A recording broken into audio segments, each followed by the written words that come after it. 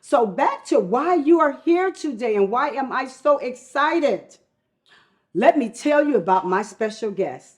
And I'm trying not to use her name, but I have to use her name. I'm trying not to say mama, but I'm gonna have to say mama. Today, I am interviewing someone very, very special to me, to my family, to a lot of people in the world. Yes, I am interviewing my own mother.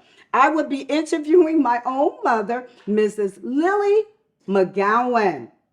Some people know her as Lillie Bell. Some people know her as sister. I am so excited today because we're going to talk about her because people have been asking me, what about your mom? Your mom has done so much in the world. Your mom, oh, you need to write a book about your mother. So I thought this would be a really nice gift for the family, for the friends all over the world.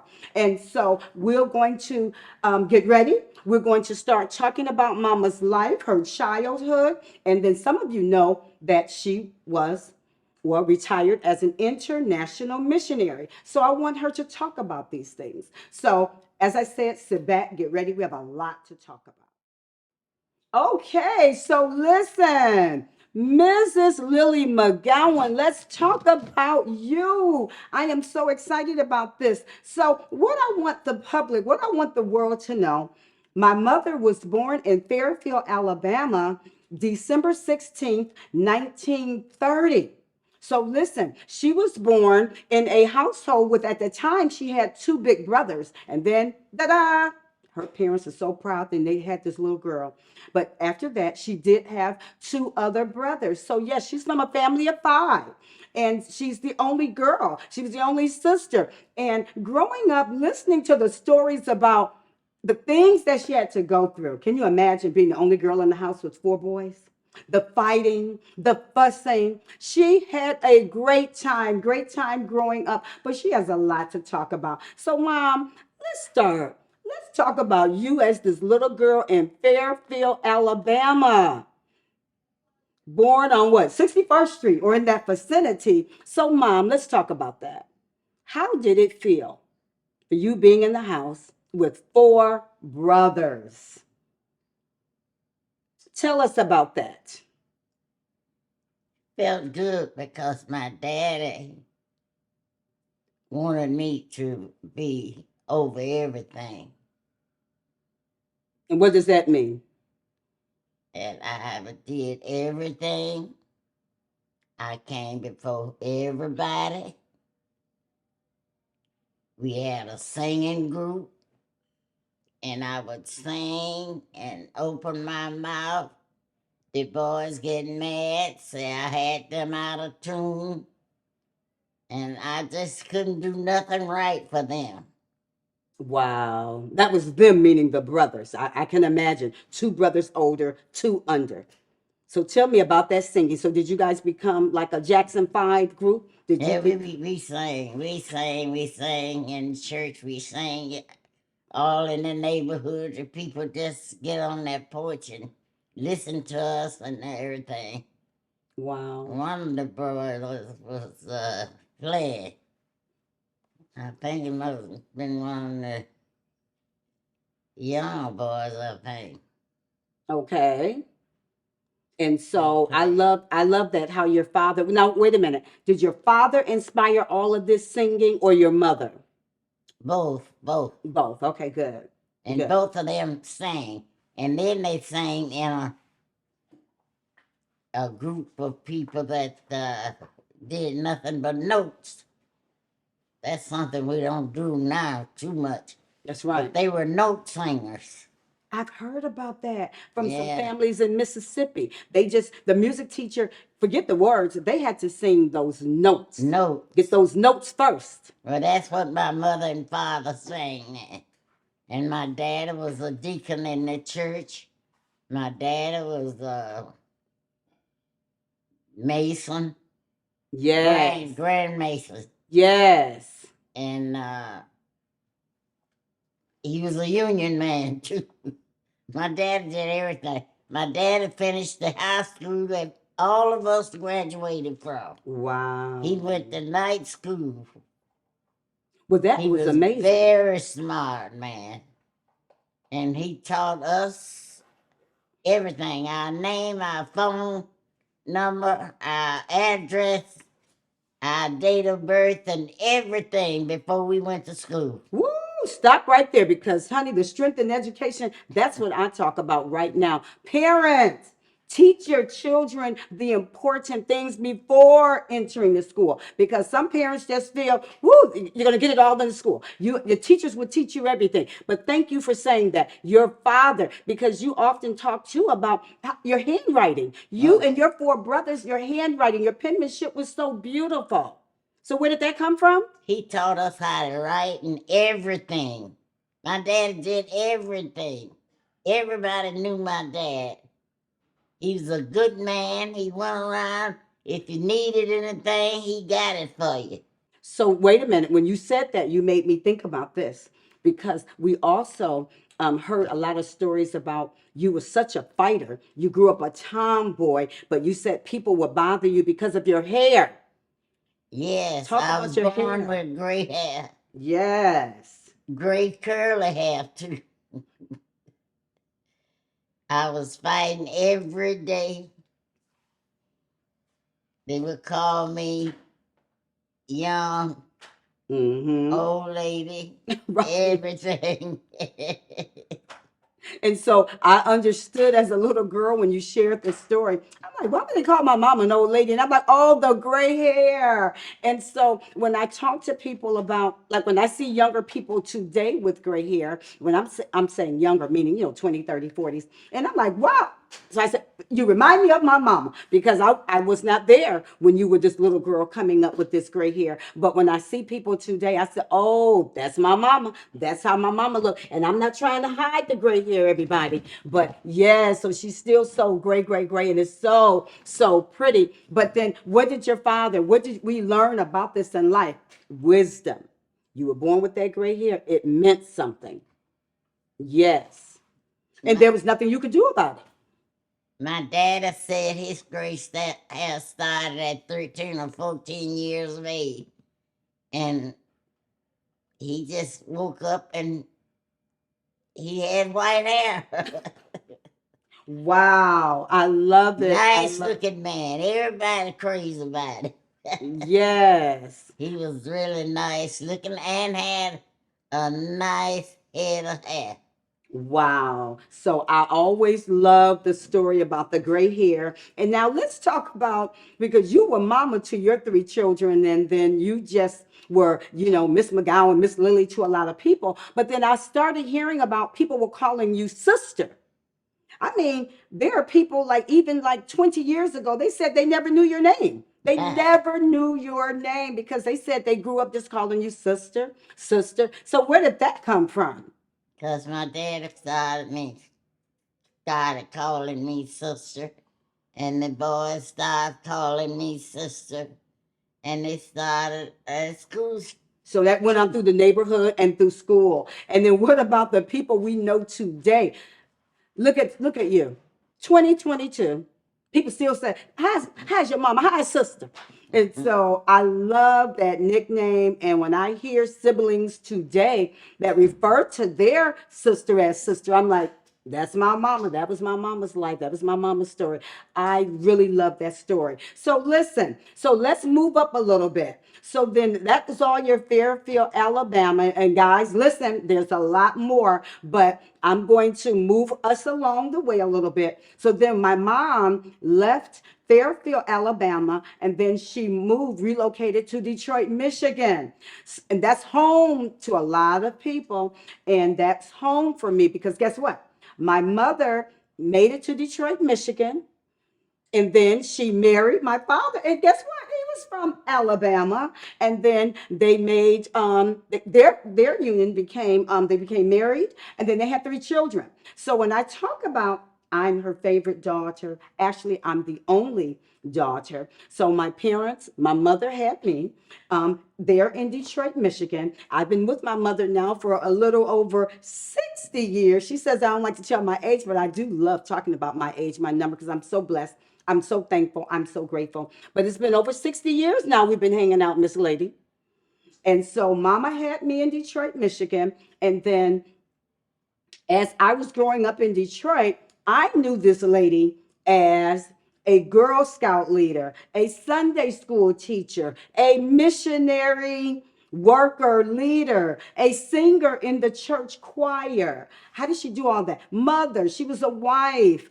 She was the best neighbor to the kids on the block. But I remember so many great stories about how she just was feeding everybody that she could and how she cared for so many people in the neighborhood, the community, the church. And then me, this little tag along. My mother was raised in church singing, and as you heard, she started that at the house, in the living room, dining room, singing with her parents, singing with her brothers. Then she became such a great singer.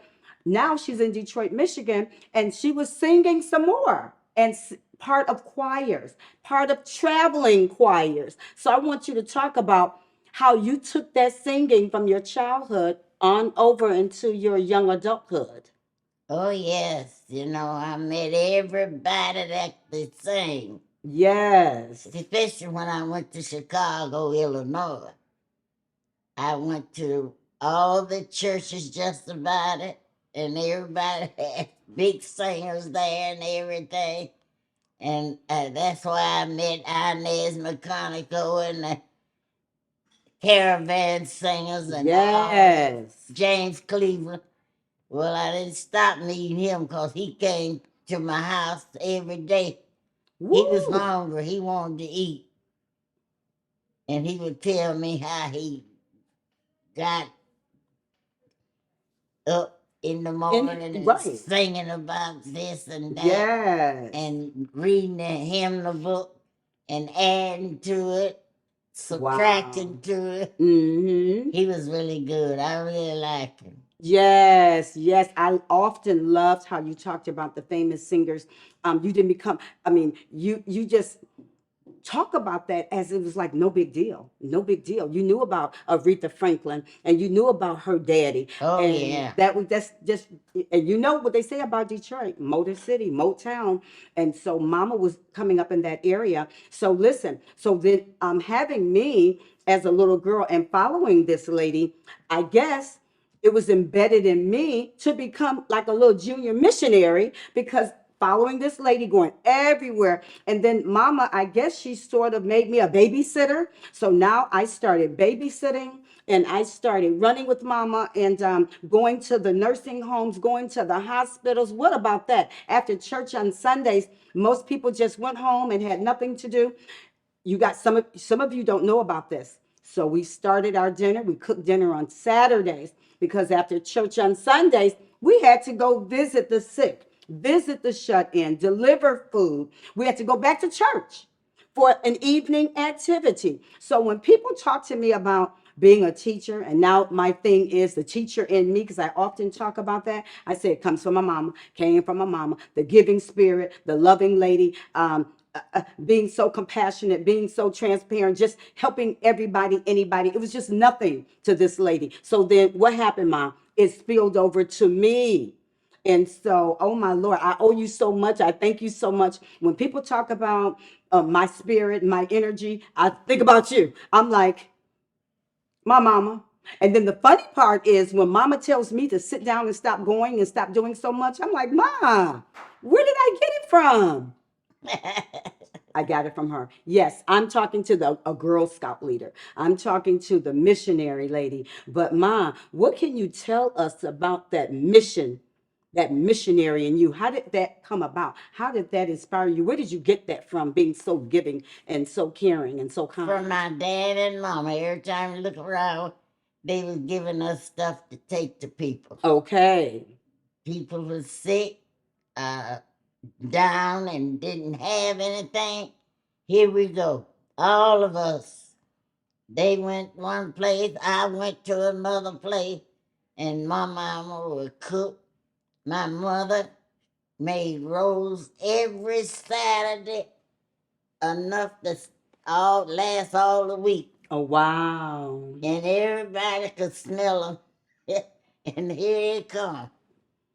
And we would just take the rolls, take the pies, everything. to people. To people, the neighbors, people at the church, people in the community. So, Yeah. and so when I think about that, I'm like, that is so mama. That's so awesome. Even I remember as a little girl, and a lot of my friends would talk about this. They would come to our house.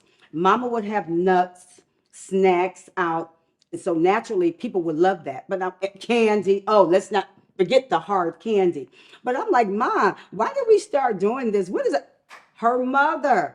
I said, Mama said, my mama kept hard candy on the table. So she does that. So you know that you And come to my fruit. house, the fruit, and that's what I do too. I like to have snacks or the fruit and nuts and candy out. So if you come visit, you can have something to snack on. I got it from this lady right here.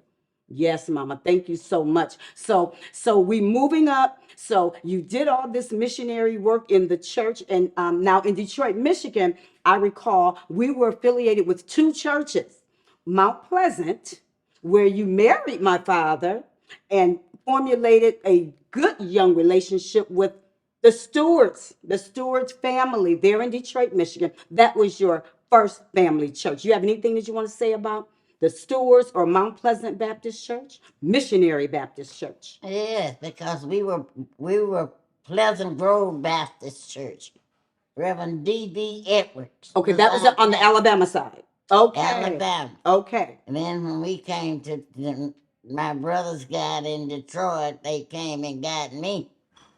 And that's where we started working again in church Okay. and doing this and teaching Sunday school and all of that and going around mission people, sick people.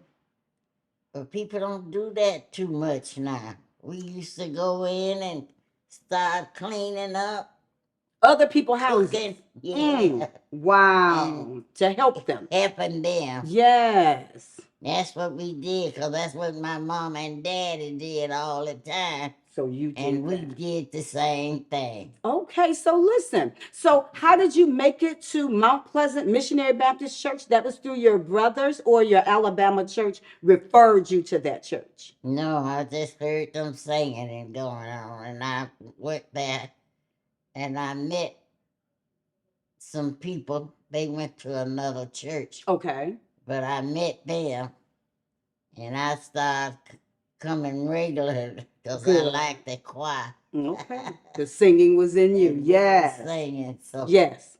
So then you made it to Mount Pleasant, Reverend C.O. Stewart, and then he married you. oh yeah. And then I don't know what happened exactly, but then you were there many years, and then maybe with us moving around, we made it over to the east side to Pleasant Grove Baptist Church in Detroit, Michigan.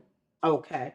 So Yeah, Reverend Harris. Reverend Harris, and okay, and I remember that. And then we inherited the Reverend Odell Jones. Okay, so then again, young couple with three children, and then Mama, she joined the choir. And so, what did you do at the church? Everything. See, see, and then she wants me to sit down and do nothing. Went at You hear her? mission. We had mission, young women together, Yes. and then we went once a month to the older members, and we just had a good time. That's all we did. That, and you stayed busy, didn't you? You had to stay busy. Stayed busy, Yes. going to people and helping the people, taking people food and everything. I enjoyed that. I still enjoy it. Yes, I know that's your mission. That you are so awesome. And I just say, wow, my mother, you talking about busy.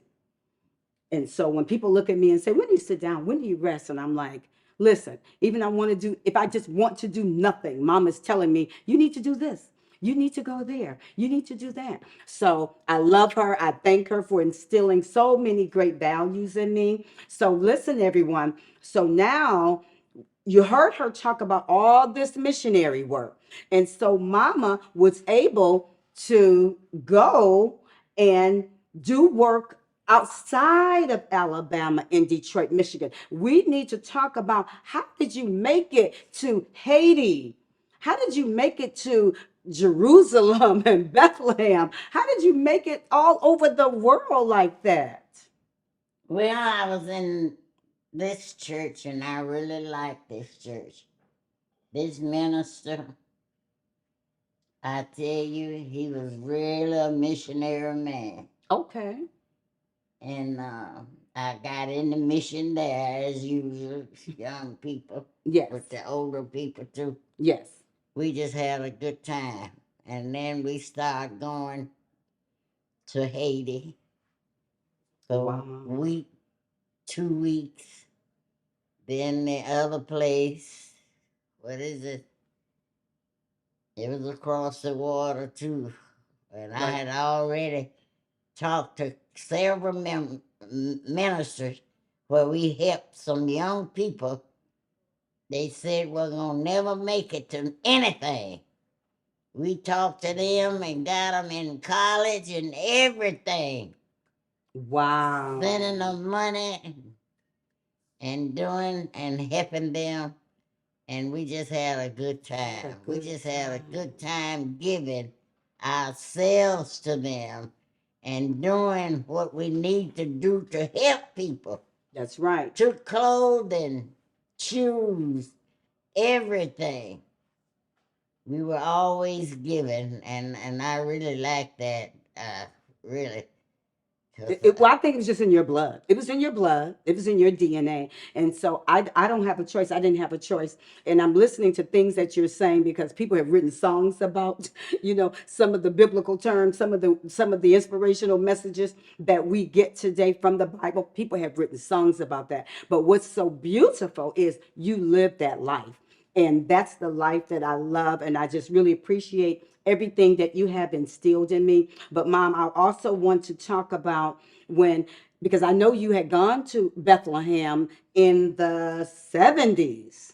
Now, I'm in high school now, getting ready to come out of high school. My mother's still traveling the world, and with, as you heard, with other churches, other ministers, other pastors. But that's what I really loved about that. But then in the I think moving up, because you heard her say Haiti, Jamaica. I can't, Mama has been so many places. And we're going to show you some paraphernalia and some items that I gather that speaks volume, that speaks about her life and the things that she's done and the places that she's traveled. But I want to share with everyone in the, I don't know, 2000, early in the 19, I'm sorry, in the 2005 maybe, Mama was chosen as an international missionary. Well, let's say she applied. She applied to be an international missionary. And at the time, and there's a picture about that, and we'll show you all that later. She heard about this international work to be a part of, what was it, Mom? The International Missionary Board. She applied. At the time, my two brothers heard about it. They didn't care because they were thinking, she's 70 years old. And I'm sorry, it was not 2005. It was way before that. But they were thinking, Mama's not going. They just let Mama talk about applying for their little international work. But just to our surprise, Mama was chosen. She was the oldest woman in the group, and she may have been the only Black at the time, but we were so proud. And people often ask me within that year, you letting your mama go? You gonna let your mama go? You gonna let your mama go? And I'm like, what can I say? When I first met my mom, when I met this lady, she was a missionary. What can I say? I could not stop her from going. So just so you know, Mama went through all the training. My husband and I went with her to Virginia to be a part of her ceremony, the graduation. And guess what? Mama was chosen to go, or placed to go, to Lusaka, Zambia. Woo! She had a 3-year assignment in Lusaka, Zambia, South Africa. That was so amazing. So amazing. Please share with us. Talk about that experience in Lusaka, Zambia. Yes, Dr. Green Forest. Yes. He was a missionary man, and he helped me a lot to get going with this. Okay. That's I what really enjoyed it. really enjoyed it. Yes. And when I got there, I would write them back and let them know what I'm doing and everything. Because Yes. he bought me a typewriter. The computer, yes, the computer. Green Forest Missionary Baptist Church, and we're talking about the Green Forest here in Decatur, Georgia, where they got Mama they bought her the computer bag, and they helped with the newspaper article, the interviews. They got Mama set up to travel, but to still be in communication. That's what you're talking about. Yes, they did. That was awesome, Mom. That was Yeah, awesome. I really enjoyed it, Reverend Doctor Michaela. Caleb. Caleb, Yes. he really got me going, I'm telling you. I Yes. really enjoyed it. And after getting over there, I got in love with this man. I think he was a financial secretary over there. Yes. And At another church then, right? Trinity Baptist Church, right? and Lord, I got with him, and they needed so much and going on. And I went and I started buying stuff for the kids, Yes. doing for the kids, and I decided I'd get the kids myself and do for them. And I got them, and I got this place where I could have What? plenty of time with the children. Right. Lessons and conversations. Okay, so Mama, yes, give us a lot more information about Lusaka, Zambia. I hadn't gone, so what else was going on over there? Well, every Sunday, I was missing my football game. And every Sunday we go up to the place where the soldiers were. Okay. And we could see it on television. And I was thankful for that. I know you were. I really enjoyed that. Every Sunday evening we went up to the I forget, I think it was Marines. We went up to their headquarters, and that's where we stayed at least till 9:30 or 10 o'clock at night. Looking at the game, I enjoyed it. I enjoyed it. And then when we come back, every time we look around, this minister was always needing something. I need this and I need that. And so I just start give it. Just give it. Yes. Just give it. And I think you don't start giving too. Uh-oh. Yes, Mama has connected me. So what else was going on there in Lusaka, Zambia? Tell us the assignment. Weren't you working with children? Oh, yeah. Tell us about those children. I was working with children in the church. I got in the church then. Yes. Teaching Sunday school. Teaching, period. Yes. And I just enjoyed it. So I'm telling you, I would go back tomorrow if I could. You guys hear that? And she turned a little over 90 yesterday. You hear that? She'll go back tomorrow. And I know she would. And I am making arrangements, just so you know, guys. I am making arrangements. So, Mom, but while you were there in Lusaka, Zambia, you did something with the United Kingdom. Oh, now, yeah. what was that about? Well, we was trying to get the other people together. And not to be like me, but to be more thankful and thoughtful of other folks. Yes. Get them together so we can start having more stuff to give, Yes. Money, the time, and just do what we could for other people. Yes, ma'am. That's what I like. Okay. So, wow. So you heard that. She was there in Lusaka, Zambia as a volunteer, under the International Missionary Program. She went to service children. She was teaching, I guess, like the homeschool children there, but that just wasn't enough for Mama. So then she goes on to the United Kingdom and does more work. But we loved those years, Mom, didn't we? We loved that Mm-hmm. experience. Mama did, as she said, she sent some writings back home. She sent money back home. I have some Zambia. Is it Zambia? I have some Zambia money, but the pictures, the experience, we have a photo here. May I show you? And this was so ironic. I don't know who this is. Mama gained friends everywhere, but we had to capture this experience, Oh yeah. and I had to frame Yes. it. One of your friends there, I thought that was something else. And so, but look at Mama's attire. Mama came back home. That's the other thing before we change subject. She came back home with so many African outfits, suits, dresses, pants, hats, scarves. And so we still have all of those outfits and we love those. And we thank that experience every chance we get that Mama had that. And it was just awesome, awesome, awesome. So she comes back to Georgia because she left Georgia to have that experience. And then back here, working with many other churches. So we're moving up a little bit more. Then I decided to start a homeschool program and working with children from ages 3 and up.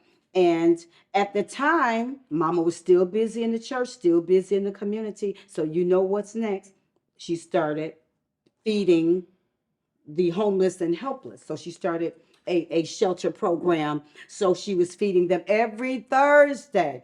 And so I said, Mama, oh my Lord. But being that I was at home and I was working with children, she incorporated Duke's Way Academy. Listen at this, you remember? Mm-hmm.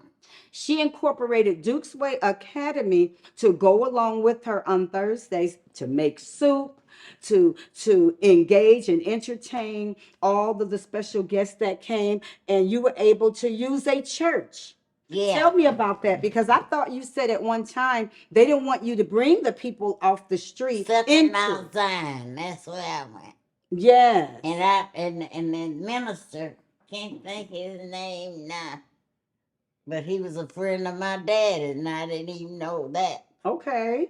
And I just loved it because they had everything in that basement that we needed, and people would come there and eat.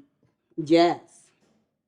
Them did everything they could do. I guess out in the street, but they sure came there to eat every Thursday. That's right. That's right. And you heard Mama said this was a church that had a lot of things. So what she's saying, they had a couple of closed closets. They had a lot of furniture. They had a nice commercial kitchen. They had enough seating. And I think Mama said she had talked to some other programs or churches and they wanted to just give them the food out the window, out the door. Mama said, no, no. No, no. So this church allowed the people to come in, sit and be entertained and have interaction. So now bringing in my little children, and when I tell you, Duke's Way Academy had children 3 years old, maybe up to 12. I got those kids together. They actually helped serve. Right. They set the table. 3-year-olds. Mama taught me more in the kitchen how to make this soup and how to get the food together and how to serve the people. But Mama, let me tell you, and I'm sure we've talked about this. One awesome experience that I remember is one of the gentlemen got a chance to play the piano while he was there on Thursdays. And I thought that was so great because everybody has talent, everybody has skills, everyone has something special about them. That was awesome. Yeah. That the men, and I don't know if any women came in. It seemed like I remember more men than anything. that Yeah, a came. lot of men came, and I had a few women working with me in the kitchen. Yes, yes. And we had a piano player on Thursdays, and they were able to eat and then go to the clothes closet and get some clothes. Mom, I love that experience. And it was so funny and cute that the little kids just, I'm tagging along with you, and the kids were tagging along with me. But guess what? It was a learning experience, and it was awesome. Oh And it was yeah. beautiful. We had to do that. So, wow. So, yes. So now, as we moved on and through all of those years, yes, Mama was still doing a lot in the community as the missionary as she is, but just being affiliated with so many other programs. We joined NAACP together. Mama woke up one day and said, "Wait a minute, where's the NAACP? I'm supposed to be a part of that." And although she was in one county, she joined DeKalb County NAACP so we can do work. We were able to take trips. You remember going to Yeah. Washington, D.C. with them? Woo, we've been busy. You remember that trip? We were able to go to the Capitol to have some sharing time and some historical time and some historical moments. And woo, that was just as beautiful, just as powerful. And so, what else? So, we did NAACP, but I have some other things there that I'll be showing our audience that will remind us of things that you've done, but you just couldn't stop, could you? Why you couldn't stop, girl? mm, You just love. never. Never. You just love to sing, love to give, and love to be a part of any and everything that you could. That's what I love about you. That's what I appreciate about you. And that's just been just as beautiful, beautiful. So, woo, girl, you've done so much in the United States, outside of the United States, but we need to go back and talk about the Birmingham street bombing. There was a church, Reverend John Cross, who you had what befriended. I want to talk about that experience with you in Birmingham, Well, Alabama. we met at Dr. Cross Church monthly. Everybody that connected with the civil rights. Yes. And I was right there with Daddy and Mama. And we just used to have a good time. But this man, finally they got him and put him in jail. That bombed that church. Mm. And Barbara Cross was with the girls beside her. She would sit down because her mama told her, don't do no walking while she in church. That's right. That's right. And the other little girls went to the bathroom. And that's when they bombed the church. Yes, and a lot of people are going to remember this in Black history because that's one of the famous Black history stories. We know we met, well, personally, Mama met her father, but I know, and I have a different relationship as a teacher with the Mrs. Barbara Cross, and that was a daughter to She was Dr. very active before she got sick. Yes, Miss Cross was very active yes, yes, but because she. we met monthly. Yes. And so, wait a minute. So, you and Miss Barbara Cross go back to the work that you did for Green Forest Missionary Yeah. Baptist Church. And then I knew her from there. And then I knew her, and now I know her from teaching. And she's doing very well and as a teacher in the school system and assisting me and helping when needed. So, thank you so much. So, that work with the civil rights, the Birmingham, Alabama connection. So then, many, many years ago, we went to a program, a ceremony, and they acknowledged Dr. John Cross, but you received an honorary doctorate Yeah. for your missionary work. And that was beautiful. That was really, really nice. And I like to find that information among all your memoirs. And You know, we have to add that to our folder. Yeah. Yes, yes. So thank you so much for that. But, listen, I know we can go on and on and on. There's no way this 60 minutes or 90 minutes. We know it's not long enough, but you have been so inspirational and you have been so great and inspiring to a lot of people, lot of children. Again, I just want to say thank you on behalf of the family. We know outside of my children, my grand, which are your grands and your great grandchildren, they were here celebrating with you this year, just any and every day. They just love to celebrate you. And we praise God. We thank God for you to see 92 years. Yes. And what a blessing, what a blessing. And we know you have nieces and nephews in a lot of various places all around the United States. And at this time, you are the oldest living in your family. We love that. I believe you have a niece that's researching, doing some ancestry information, pulling together our family tree. I love her for that. And never know, we don't know what's going to happen next, but I love all the progress we're making. I love how we're capturing this history because this is a beautiful thing. Okay, so listen, the name of my show is Strength in Education. And so a lot of people knowing me, being the educator that I am, and then had the audacity to become an author of my first children's book, The Teacher and Me. But when I look back over my life and when I think about you, what gave you the strength, Mama, the strength in education to move the way you move and to do what you did? Where did you get your strength from? I got it from my dad and mama. Yes. That's all I can say. I got it from them because that's all they did. Yes. And my oldest son, which was your brother, decided that he wouldn't run no more with me. I was going too much. Yes. So praise the Lord. So she's talking about that. So praise the Lord. So what, 2.5 years later, she had me. So then this little girl had to run, right? And that is okay because we love you. We thank you for that. And we do understand. And being that the name of this show is The Strength in Education, I'm always interested in strength in educators and people and moving forward and just continuing being what they can be. And so I thank you. I appreciate that because I had to just continue being what I needed to do. But I thank you for having this strength. And we know that you talk a lot about what you gained and learned from your parents. So we know that's where your strength came from. And we thank you for that, Mom. We appreciate you. Thanks for being able to talk with me today.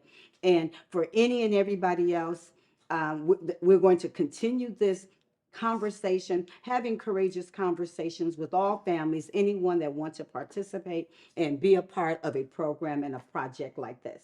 We thank you so much. Okay, so listen, what a show, what a show. So to add an extra bonus, I'm getting ready to do my awesome giveaway. I will be out in the community in a little bit. I'm looking for parents, looking for fathers that are doing something extraordinary today. So stay tuned in. We're going to be giving you some other information that's all part of Strength in Education. I love seeing parents going the extra mile for their children. You heard my story. You know my life. You know how my mother was raised and what she instilled in me. And I want to go forward and carry on the same. So you never know when you will see Dr. Dukes out in the community with Evolve Films Production looking for parents that are doing something extra special. Thanks again for tuning in. We appreciate you and stay tuned in and we'll be back next time around. Again, Strength in Education with me, your host, Dr. Karen Dukes. Thank you.